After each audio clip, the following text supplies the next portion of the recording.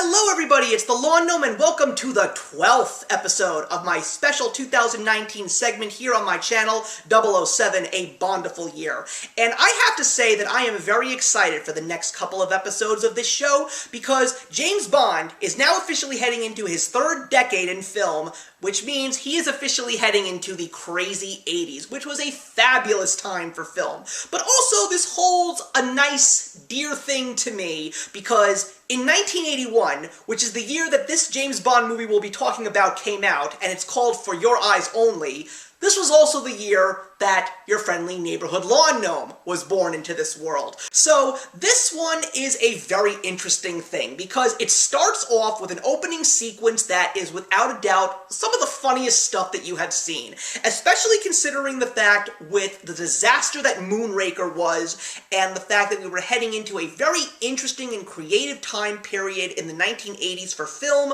The opening sequence is sort of closing the book on Spectre and Blofeld. I'm not going to go into any details as to what happens, but I will say that it is definitely fun.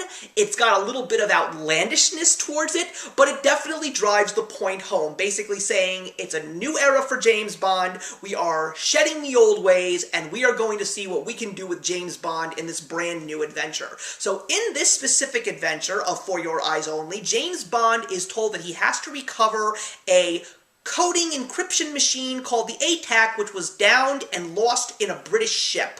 And at this point in time, people are trying to recover it, and there is some rumors that some people are trying to get their hands on the ATAC to sell it to the Russians. So James Bond is told to find out who is trying to steal it and, of course, stop them. But there's a whole bunch of interesting things that happen in between in regards to recovering the ATAC. The first thing is the leading lady, who is played by Carol Bouquet, and that, of course, is Melina Havelock. She was the daughter of two people who were working with the British intelligence and were killed by some mysterious assailants. James Bond is also assumed to believe that the person who is trying to find this machine and bring it to the Russians is a guy named Milos Colombo, who is played by Topo, who plays Tevye in Fiddler on the Roof. And then there is an entrepreneur named Christados, who is played by Indiana Jones and the Last Crusade's Julian Glover, who wants to do whatever he possibly can to help James Bond. And at the same time, he is also sponsoring an Olympic figure skater who is played by Lynn Holly Johnson, who, if you're a Disney fan and has seen the cult classic Watcher in the Woods, she's also in this movie as well. So there's a very big cast, and this is also one of the first times where we get a real star-studded cast. All of these actors were known at the time. Some of them went on to do bigger and better things, and of course Roger Moore comes back to reprise his role as James Bond. So there are a couple of very good things to say about this movie. Besides the opening sequence, which definitely gives you a good outlandish chuckle, there also are some amazing action sequences in this movie. There is so many different kinds of terrain that James Bond goes on in regards to trying to take care of his mission. Everything from the skies to the seas to even fighting bad guys on a bobsled track, which is definitely very creative and interesting to watch. It's definitely a fun ride, not to mention, of course, some great car chases, and that's really where the 80s shows up because you get the Lotus with the real 80s box look of the car. It was definitely one of the flashier cars at the time. But also, one of the interesting things that happens in this movie is the fact that they really wanted to show that James Bond was entering a brand new age when it comes to things like technology.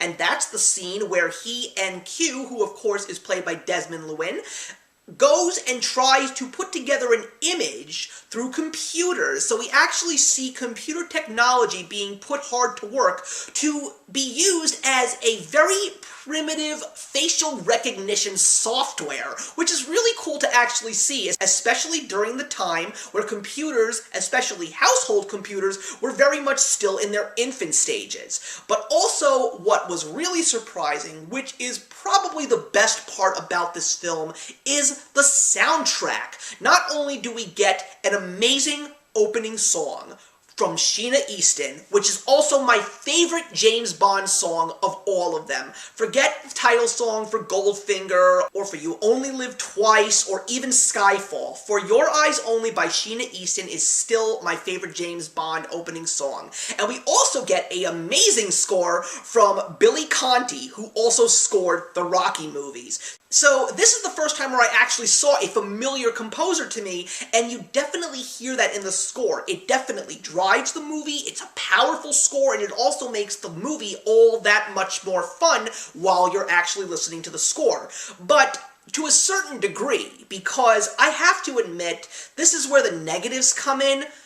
The characters, the chemistry, everything in this film is just so lifeless. Even Roger Moore. Now, I have seen James Bond in cringy moments, and even in Moonraker, which is a horrible film, you still get some great comedic moments from Roger Moore. But in this movie, all of his suaveness, his charisma, and his humor is just drained. He's just unrecognizable to me, and I have been enjoying Roger Moore as James Bond up until this point, regardless of how good or how bad the movie that he's in was. And it's not just him. Lynn Holly Johnson wasn't really good in Watcher in the Woods, and she's definitely horrible in this movie. Also, the leading lady is nothing special, the villain is nothing special, and it really makes me upset because these are some great actors that are in these roles. So the fact that there is no way to really relate to them, to really enjoy their time on screen,